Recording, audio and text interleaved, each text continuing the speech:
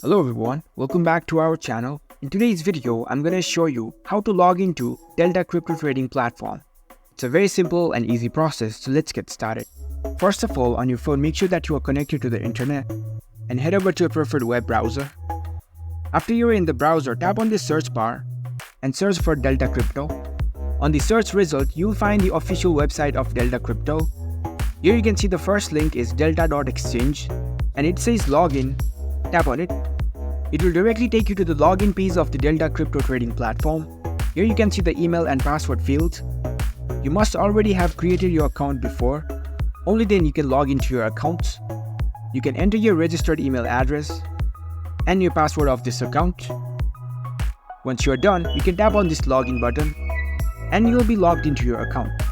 So that's it. It was a very easy and simple process to log into Delta Crypto Trading Platform. If you found this video helpful, don't forget to give this video a thumbs up and subscribe to our channel for more tech tips. Thank you for watching.